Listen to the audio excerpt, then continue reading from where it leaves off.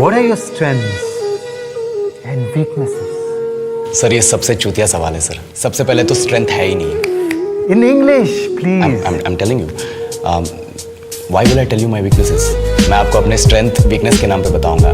You know, जैसे English. I'm a perfectionist. मैं workaholic हूँ। मैं innocent। English. बैंक क्या लौड़े? क्या इंग्लिश लगा रखा है बे? 4 साल का था मैं जब मेरे पापा जबलपुर में किसी हलवाई के यहाँ काम करते थे।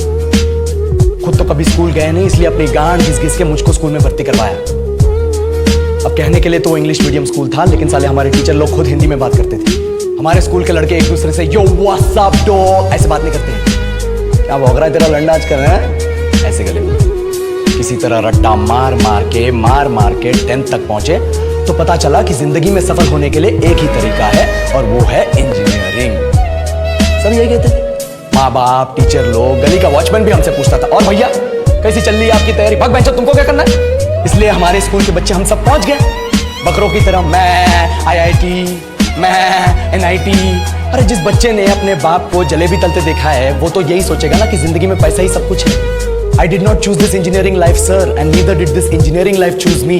It was shoved down my throat by my teachers while my hands were tied to my back by my friends and my parents watched in silence. और इंग्लिश सुनेगा तो मादरचोद तो सुन।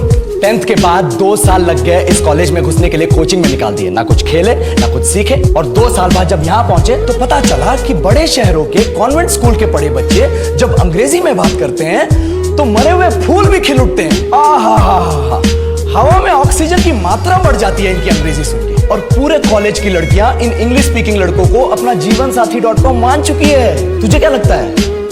मुझे कभी लगा नहीं कि मैं अपनी अंग्रेजी पे काम करूं, अपनी पर्सनैलिटी पे काम करूं। बहुत लगा। ये चूतिया इंडस वैली सिविलाइजेशन का जो एजुकेशन सिस्टम बिठा के रखे हो, जिसमें हर साल में 10 सब्जेक्ट, हर सब्जेक्ट में theory, practical, viva, lab work, external, internal, majors, minors, assignment, project, thesis, गांड मार के रख ली हमारी। महीनों तक नहाना भूल जाते हम लोग और फिर हमारा परसेप्शन बना देते हो कि हम ऐसे ही रहना चाहते हैं। अब इस साल में एक बार कल्चरल फेस्टिवल आता है, एक बार, उसके लिए भी प्रोफेसर से भीख मांगनी पड़ती है। अरे बिना इंग्लिश बोले, बिना लड़कियों से बात किए कौन गांडू रहना चाहता है वैसे?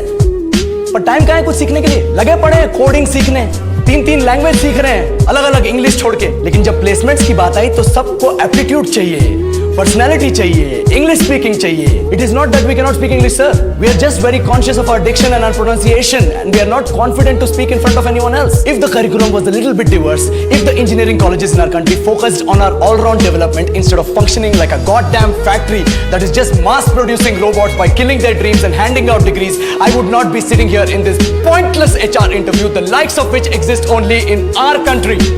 ये लो सर, बोल दिया मैंने 4 और लाइन अंग्रेजी में। अब बताइए, क्या मैं आपके मल्टीनेशनल कंपनी के लायक हूं? Do I have the potential to be a slave of your esteemed organization?